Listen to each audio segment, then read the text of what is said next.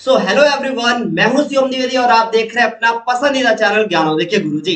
बच्चों, जैसा कि आप सभी ये जानते हैं कि हम लोग ना क्लास 12 की फिजिक्स को पढ़ रहे हैं। क्लास 12 की फिजिक्स में अभी हम लोग फर्स्ट चैप्टर के 2 लेक्चर कंप्लीट कर चुके हैं। ये मेरा लेक्चर नंबर 3 है, जिसमें आज हम लोग देखेंगे कि भाई वैद्युत क्षेत्र क्या होता है। फिर हम लोग समझेंगे कि वैद्युत क्षेत्र रेखाएं क्या होती हैं, क्योंकि हर साल पेपर में क्वेश्चन आता है कि वैद्युत क्षेत्र की तीव्रता क्या होती है। तो हम लोग ना तीव्रता को भी आज ही डिस्कस कर लेंगे। 5 नंबर का क्वेश्चन आता है कि वैद्युत क्षेत्र क्या होता है, वैद्युत क्षेत्र रेखाओं के क्या गुण है, और इसी में एक इंक्लूडेड क्वेश्चन आता है कि किसी बिंदु आवेश के कारण वैद्युत क्षेत्र की तीव्रता का व्यंजक प्राप्त कीजिए। ये क्वेश्चन 5 नंबर का आता है, कॉपी पे अभी लिख लीजिएगा, मोस्ट इंपॉर्टेंट। और उसके बाद इस क्लास को पूरा एंजॉय कीजिएगा। तो जितने टॉपिक मैंने आपको बताए हैं ये सारे के सारे आज के इस वीडियो में हम लोग कवर करने वाले हैं मेरे प्यारे बच्चों। तो चलिए फिर शुरू करते हैं, क्योंकि गुरुजी हैं तो संभव है। सबसे पहले आपने यहाँ पे स्क्रीन पे देख लिया होगा, सबसे डिफिनेशन मैंने लिख रखी है भाई वैद्युत क्षेत्र की, ताकि समय ना लगे। क्या है? किसी आवेश के चारों ओर का वह क्षेत्र, किसी आवेश के चारों ओर का वह क्षेत्र जहां कोई अन्य आवेश आता है और आने के बाद आकर्षण या फिर प्रतिकर्षण बल का अनुभव करता है। जैसे मैं बात करूं अगर, तो आपके पास मान लीजिए कोई एक धनावेश है, ठीक है। तो भाई ये अगर धनावेश है तो इसका मतलब है कि इसके चारों ओर एक कोई आपका क्षेत्र होगा, ठीक है। इसके चारों ओर कोई भाई क्षेत्र होगा, और जिसे हम लोग बोलेंगे कि भाई इसके चारों ओर का क्षेत्र, जहां पे कोई दूसरा अगर आएगा, मान लीजिए दूसरा कोई आता है और दूसरा आने के बाद एक बल का अनुभव करता है। अब दूसरा कौन सा है? अगर दूसरा निगेटिव है तो आने के बाद भैया आकर्षण बल का अनुभव करेगा, और अगर दूसरा पॉजिटिव है तो आने के बाद क्या होगा? प्रतिकर्षण बल का अनुभव करेगा। समझ गए मेरे प्यारे बच्चों? क्योंकि पॉजिटिव पॉजिटिव प्रतिकर्षण बल लगाएंगे। तो मान लीजिए भैया कि ये आपका पॉजिटिव है, ठीक है, ये आपका पॉजिटिव है, ये निगेटिव है। तो ये भैया इनकी क्या हो जाएंगी? ये इनकी रेखाएं हो जाएंगी, जिनको हम लोग बोलते हैं भाई क्षेत्र रेखाएं। ठीक है मेरे प्यारे बच्चों, कितनी रेखाएं हो गई? कितनी भी बना लो, कोई फर्क नहीं पड़ता। कितनी होंगी बच्चों? मैंने बना दिया कि भाई ये कुछ क्षेत्र रेखाएं हो चुकी है। ठीक है मेरे प्यारे बच्चों, इतना समझ में सभी को आ गया। अब इनमें हम भैया एरो एरो भी बनाएंगे, परेशान मत हो। तो सिंपल सी बात है कि वैद्युत क्षेत्र क्या होता है? किसी आवेश के चारों ओर का वह क्षेत्र जहां पे कोई दूसरा आवेश आने के बाद आकर्षण या फिर प्रतिकर्षण बल का अनुभव करता है, उसे हम लोग बोलते हैं वैद्युत क्षेत्र। जैसे आपका अपना क्षेत्र, जिसमें कोई आएगा तो कहेगा भाई मैं उस फलाने इंसान के क्षेत्र में गया था, है ना। तो बस वही हो गया। जैसे मैंने कहा मैं लखनऊ से हूँ, कोई लखनऊ आएगा तो कहेंगे शिवम सर के क्षेत्र में गए थे। तो बस वही बात हुई ना कि भाई किसी हर एक इंसान का अपना क्षेत्र होता है ना। एक डॉग होता है, उसका भी अपना क्षेत्र होता है, उसी के अंदर भौ भौ भौ शुरू होता है। बस सेम सवाल यहाँ पर भी है कि भाई कोई विद्युत आवेश है, उसके चारों ओर का कोई क्षेत्र होगा जिसको हम लोग बोलेंगे ये वैद्युत क्षेत्र है, क्योंकि वहां पे वो आकर्षण या फिर प्रतिकर्षण बल का अनुभव करेगा दूसरा कोई आने के बाद। हाँ, सिंपल सी बात है। अब जरा हेडिंग डालना, वैद्युत क्षेत्र रेखाओं के गुण। क्या हेडिंग होगी? वैद्युत क्षेत्र रेखाओं के गुण।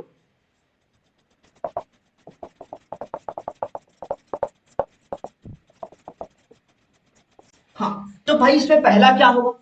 वैद्युत क्षेत्र जो रेखाएं होती है, ये धन आवेश से चलती है और ऋण आवेश पर क्या होती है? समाप्त हो जाती है। तो ये लिखना है। क्यों?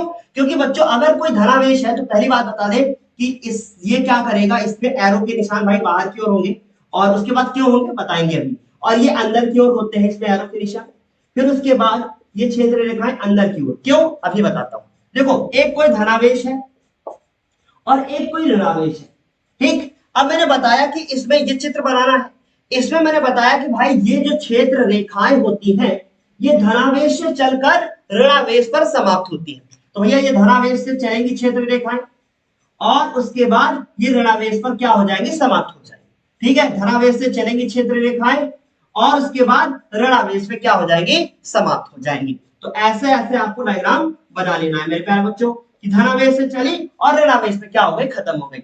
अब ये जो कुछ रेखाएं मान लो बगल में और कोई आवेश होगा ना, उससे भी तो आएंगी। तो इसका मतलब इनमें एरो कहां बनाओगे मेरे लाल? अंदर की ओर बनाओगे। तो ये मैंने बना दिया कि भाई अंदर की ओर, ध्यान से समझना। और इसमें क्या होगा? इसमें क्या होगा? ये बाहर की ओर होंगे।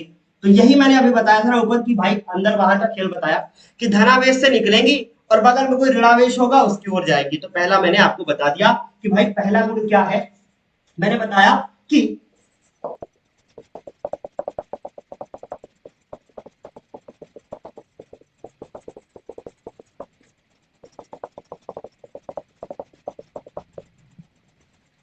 हाँ, तो ये मैंने पहले बताया कि भाई वैद्युत क्षेत्र रेखाएं धनावेश से चलकर ऋणावेश पर समाप्त हो जाती है। दूसरा दूसरा यह है कि वैद्युत क्षेत्र रेखाएं एक दूसरे को काटती नहीं और एक वक्र बनाती है, तो यही लिखना है।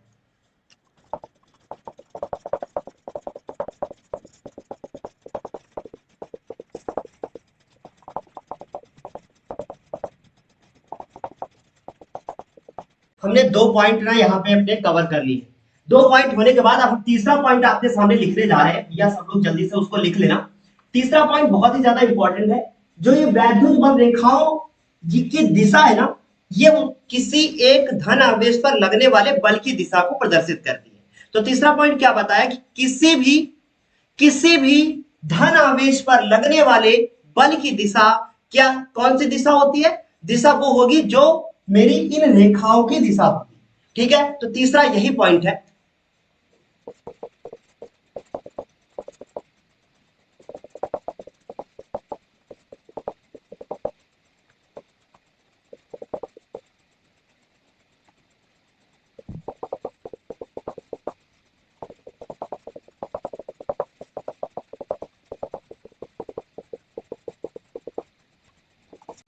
तो 3 पॉइंट हमने यहाँ पे आपको बता दिए।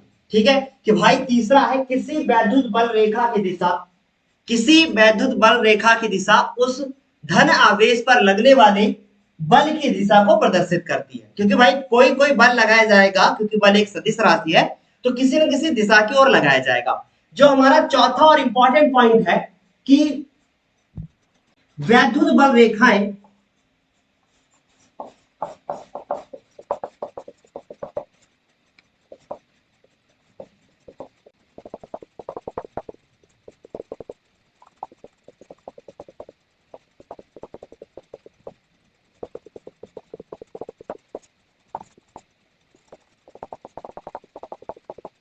तो वैद्युत बल रेखाएं लचकदार डोरी की तरह होती है। भाई जो वैद्युत बल रेखाएं हैं वो लचकदार डोरी की तरह सिकुड़ने का प्रयास करती है। यही कारण है कि दो विपरीत विपरीत मतलब एक धन और एक प्लस, दो विपरीत आवेशों के बीच आकर्षण बल होता है। और बच्चों अब आपके मन में आया होगा कि भाई ये प्रतिकर्षण बल फिर कैसे होता होगा? तो बच्चों जो आपका रेखा होती है, जैसे मान लीजिए कि ये धनावेश मैंने बनाया और ये आपकी रेखा है, फिर उसके बाद जो ये रेखा है, ये जो मान लीजिए ये बिंदु है, इस बिंदु के साथ ये 90 डिग्री का कोण बनाती है। क्या होती है? 90 डिग्री का कोण बनाती है। तो ये पॉइंट बहुत ज्यादा इंपॉर्टेंट है।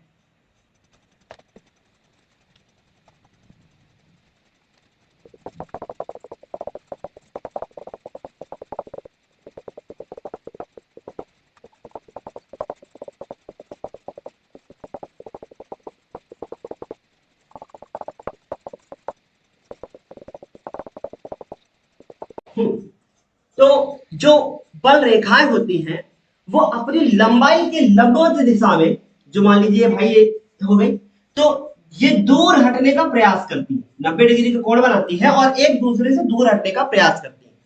यही कारण है कि जो दो आवेश होते हैं जो समान होते हैं, ठीक है, जो समान होते हैं उनके बीच में कौन सा बल लगता है? प्रतिकर्षण बल लगता है। कैसे? मैं आपको एक बहुत ही अच्छा डायग्राम बनाकर दिखाने वाला हूं। देखो मेरे प्यारे बच्चों, ये आपका देखो ये धनावेश है, फिर उसके बाद ये आपका धनावेश। इसमें जो बल रेखाएं होंगी, अभी अभी आपने देखा था कि भाई इनकी बल रेखाएं ऐसे थी, बाहर की ओर था, सब सारा खेल बाहर की ओर था। पर अब क्या हो रहा है कि ये जो धनावेश है, इसमें जब ये जो रेखा है अपनी लंबाई के लंबवत दिशा में हटने का क्या कर रही है? प्रयास कर रही है। देखो कैसे, मैं आपको दिखाता हूँ। ठीक, ये दिशा बाहर की ओर आपको पता ही है। ये क्यों? देखो ये लंबवत थी पर हटने का प्रयास कर रही है। क्यों क्यों हटने का प्रयास कर रही है? क्योंकि पास में इनके क्षेत्र में कोई दूसरा जो है वो धनावेश आ चुका है, कोई दूसरा जो है वो धनावेश आ चुका है, इसीलिए ये हटने का क्या कर रही हैं? प्रयास कर रही हैं। तो मेरे प्यारे बच्चों, आई होप आपको ये बात अच्छे से क्लियरली समझ में आ गई होगी जो मैंने आपको डायग्राम बनाकर दिखाया है। ठीक है, तो आई होप किसी को भी समस्या नहीं हुई होगी। तो ये हमारे कुछ 5 पॉइंट थे। जो मैंने सबसे पहला पॉइंट बताया कि भाई वैद्युत रेखाएं धन आवेश से चलकर ऋण आवेश की ओर समाप्त हो जाती है। दूसरा पॉइंट बताया कि ये एक दूसरे को काटती नहीं, अगर काटेंगी तो इनकी दिशा ना, जैसे कंचे देखे होंगे आपने, जब कंचे जैसे मान लीजिए कंचे तो देखे होंगे ना, जब ये कंचा कोई दूसरे कंचे से जाके टकराता है तो इन दोनों की दिशा क्या हो जाती है, अलग अलग हो जाती है, कोलिजन। आप समझ गए होंगे, ठीक है, टकराव, ठीक है, तो टक्कर, तो जब होती है तो इनकी दिशा ना बदल जाती है। जैसे हम अभी हैं, सामने से कोई दौड़ता हुआ आएगा और मैं उनसे लड़ जाऊंगा तो क्या होगा बच्चों, मेरी भी दिशा इधर, मैं इधर गिरा वो इधर गिरा, या दो गाड़ी टकरा गई, एक उधर गिरी एक इधर गिरी। तो वही खेल होता है कि दो रेखाएं जब एक दूसरे को कट कर जाएंगी ना, तो होगा बच्चों ये कि जो रेखाएं हैं उनके कटान की जो दिशा है ना वो फिर बदल जाएगी, और जबकि दिशा तो समान रहनी चाहिए। फिर उसके बाद तीसरा पॉइंट मैंने बताया आपको कि वैद्युत बल रेखा किसी भी बिंदु पर खींची गई, वैद्युत बल रेखा किसी भी बिंदु पर खींची गई धन आवेश, किसी भी बिंदु पर खींची गई धन आवेश की की दिशा को धन आवेश पर लगने वाले बल की दिशा को प्रदर्शित करती है। ये मैंने आपको बताया बच्चों यहाँ पे। फिर चौथा पॉइंट आपको बताया कि अगर कोई भी एक धन आवेश है एक ऋण आवेश है तो उनके बीच में आकर्षण बल लगता है। आकर्षण बल लगने का कारण बताया कि लचकदार डोरियों के समान ये बल रेखाएं होती हैं। कब? जब धन आवेश होगा और एक दूसरा ऋण होगा, जैसा मैंने चित्र बना के पहले भी दिखाया भी था। फिर मैंने पांचवा बताया कि भाई जो ये रेखाएं अपनी लंबाई के लंबवत दिशा में दूर हटने का प्रयास करती हैं। आप देख लो खुद ही, लंबाई के लंबवत दिशा में दूर हटने का क्या कर रही है, प्रयास कर रही है। यही कारण है कि दो समान आवेशों के बीच में कौन सा बल होता है, प्रतिकर्षण बल होता है। तो इतना सब बताया है। अब हम बात करेंगे वैद्युत क्षेत्र की तीव्रता की, लेकिन उससे पहले स्क्रीनशॉट ले लीजिए। तो हमारा भैया अब जो हेडिंग है वो क्या है, वैद्युत क्षेत्र की तीव्रता, हेडिंग डाल लेंगे।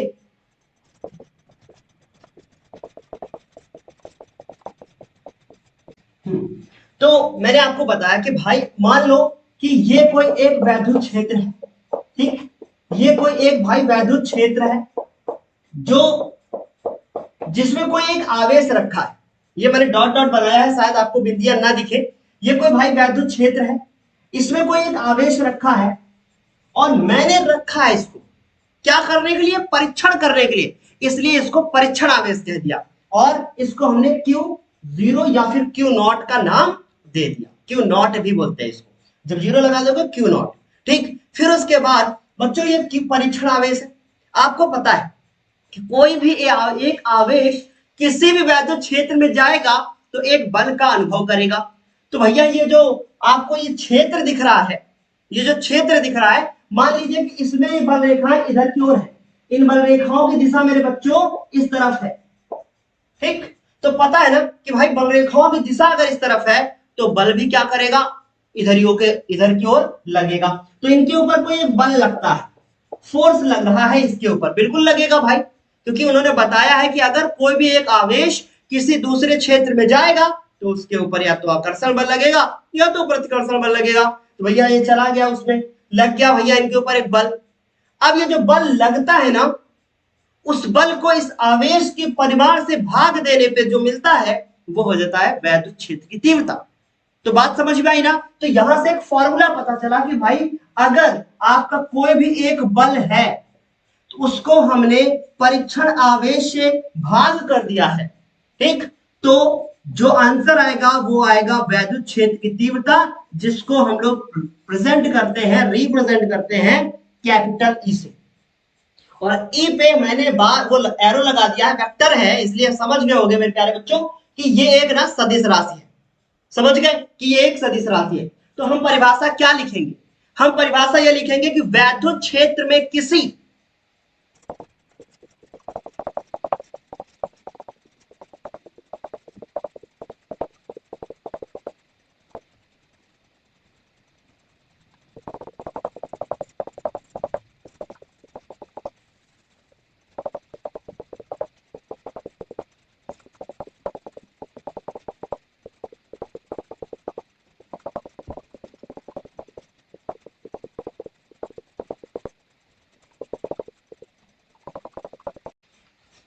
तो मैंने बताया कि भाई किसी वैद्युत क्षेत्र में किसी एक बिंदु पर अगर कोई आपका एक परीक्षण आवेश रखा है, वैद्युत क्षेत्र में किसी बिंदु पर रखे प्रति एकांक आवेश पर प्रति एकांक आवेश, तो वहां परीक्षण आवेश भी लिख सकते हो, प्रति एकांक परीक्षण आवेश पर लगने वाले बल को वैद्युत क्षेत्र की तीव्रता कहते हैं। यह एक सदिश राशि है जिसे कैपिटल ई से लिखा जाता है, उसके ऊपर वेक्टर लगा लेना मेरे प्यारे बच्चों, और जिसका मात्रक न्यूटन प्रति कूलम। मात्रक कहां से निकाला? न्यूटन प्रति कूलम, क्योंकि भाई इसका मात्रक न्यूटन और इसका प्रति कूलम, जिसका मात्रक न्यूटन प्रति कूलम होता है। ठीक है, तो भैया हमने इसका मात्रक वात्रक सब बता दिया है मेरे प्यारे बच्चों।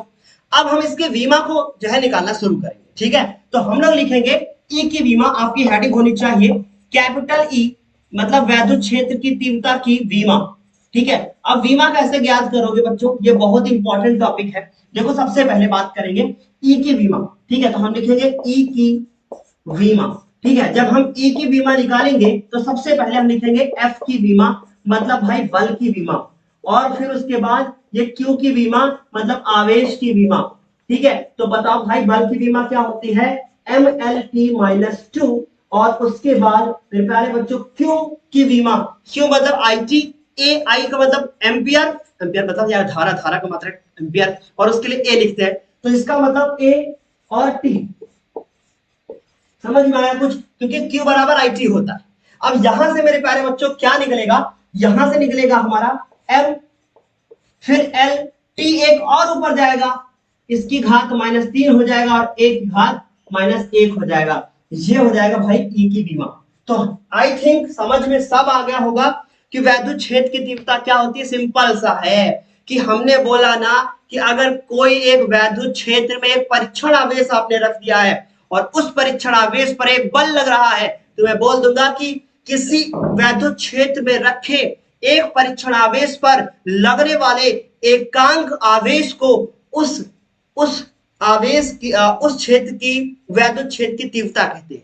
समाप्त। अब उसके बाद फिर मैं बोलूंगा कि भाई इसका विमा क्या होता है, तो इसका विमा निकालने के लिए एफ की विमा, क्यू की विमा, क्यू की विमा 80 होती है, क्योंकि भाई ये आई और टी, आई मतलब ये भाई आई मतलब धारा, धारा का मात्रक एम्पियर, और उसके लिए ए लिखते हैं। बल की विमा MLT-2, रट लो एकदम दिमाग में। फिर उसके बाद ई की विमा निकालनी, एफ की विमा, क्यू की विमा लिखा हमने, टोटल ई की विमा निकाली MLT-3 और A-1। याद कर लो एक बात बहुत ध्यान से, अगर आपने विमाओं को रटने की कोशिश की कि भैया आज लाओ हम ये वाली बीमा रट ले, इतना सा दिमाग है आपके पास, जितना मेरे पास उतना आपके पास, कितना भरोगे? नहीं भर पाओगे। अब बताओ मुझे कि 11th क्लास में इतनी सारी बीमाएं पढ़ी थी, आज तक कोई याद है बल को छोड़कर? नहीं याद ना। क्योंकि क्यों नहीं याद है बच्चों? इसलिए नहीं याद है क्योंकि आपने ऐसा नहीं कि याद करने की कोशिश नहीं की। इतना सा दिमाग कितना भरोगे मेरे बच्चों? समझ में आई ना बात? हाँ समझा करो। तो इसलिए समझने की कोशिश करें, रटे नहीं। ठीक, अब इतना क्लियर। अब हम इसमें हेडिंग लिखेंगे कि किसी बिंदु आवेश के कारण वैद्युत क्षेत्र की तीव्रता। तो जल्दी से स्क्रीनशॉट ले लो। अब हमारी बहुत ही ज्यादा इंपॉर्टेंट हेडिंग है, जिस जो पेपर में जरूर जरूर जरूर जरूर आती है, तो उसको बहुत आराम से समझेंगे। देखो कैसे।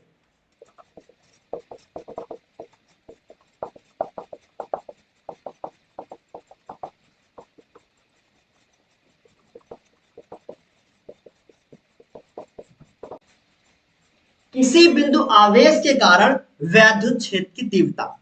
इमेजिन करो कि आपके पास एक कोई धनावेश है। ठीक है, मेरे पास एक कोई धनावेश है और मैंने माना कि इस धनावेश के कारण इतना सा बड़ा इसका वैद्युत क्षेत्र बन जाता है। ठीक, अब इसके कारण, इस धनावेश के कारण कोई क्षेत्र के अंदर एंट्री मार रहा है। कौन एंट्री मार रहा है? कोई परीक्षण आवेश एंट्री मार रहा है। तो मैंने कहा कि इससे कुछ दूरी पर कोई है एक बिंदु। तो मान लो भैया एक बिंदु है आपका ए, ये वैद्युत क्षेत्र के अंदर। ठीक, जिस बिंदु पर जो आपका एक आवेश है, जो यहाँ पे +Q आवेश है, उसके बाद इस ए बिंदु से कुछ दूरी पर इसी वैद्युत क्षेत्र के अंदर कोई एक दूसरा बिंदु है जिसका नाम है भैया बी, और ये बिंदु आर दूरी पर है, और मुझे ये ज्ञात करना है कि यहां पर भाई तीव्रता कितनी होगी। तीव्रता का मतलब समझते हो? इंटेंसिटी। क्योंकि ये बात बढ़िया आपको अच्छे से पता है कि अगर मैं एक चुंबक हूं और आप हो लोहा, तो आप जब मेरी तरफ आओगे तो अट्रैक्शन फोर्स लगेगा।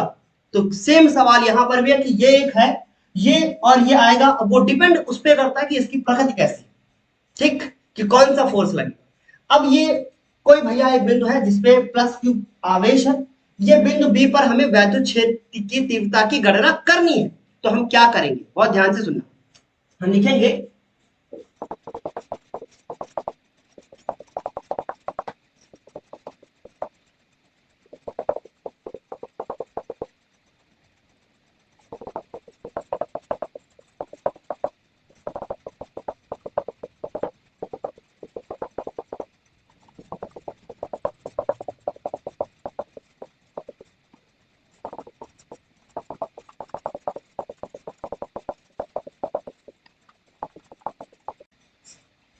तो हमने क्या किया, हमने लिखा कि माना किसी वैद्युत क्षेत्र में कोई एक बिंदु ए है जहां पर प्लस क्यू आवेश रखा है, इस प्लस क्यू आवेश से आर दूरी पर बिंदु बी है जहां हमें वैद्युत क्षेत्र की तीव्रता की गणना करनी। इतना तो मैं समझा ही चुका था।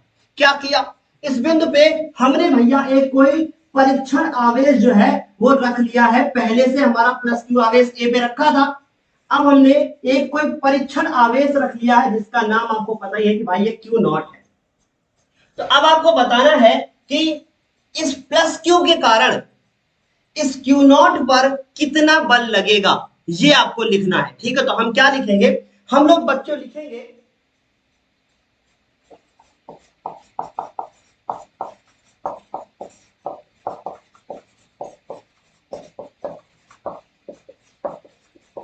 कूलाम के नियम के अनुसार, ठीक है, परीक्षण आवेश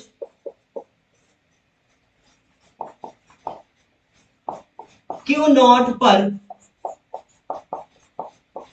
लगने वाला बल, ये बल कौन लगाएगा, क्यू लगाएगा, ये प्लस क्यू लगाएगा।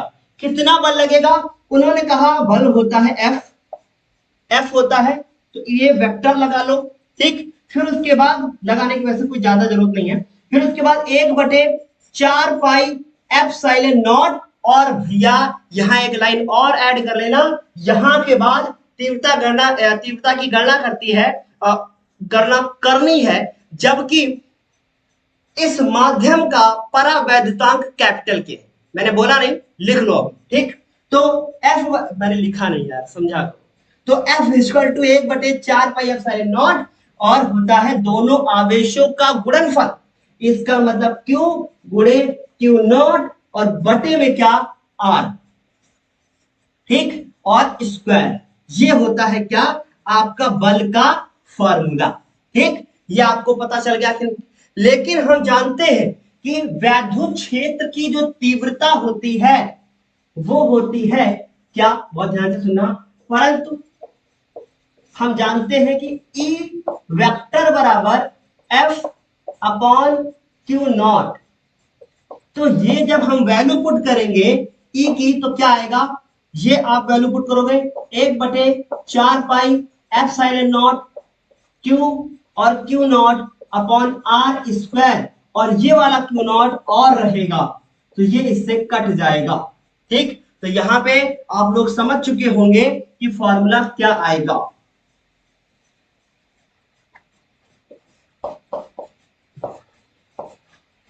1/4 पाई एप्सिलॉन नॉट क्यूब और अपॉन आर स्क्वायर, ठीक है।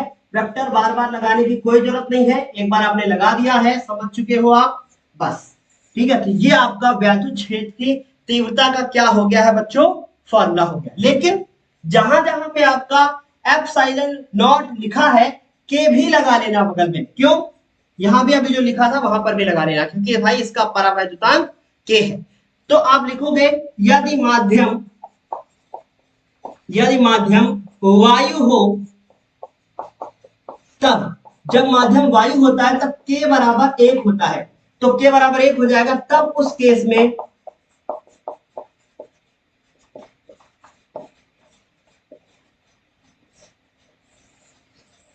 ये हो जाएगा। समझ चुके कि नहीं, अब इतना आप समझ चुके हैं।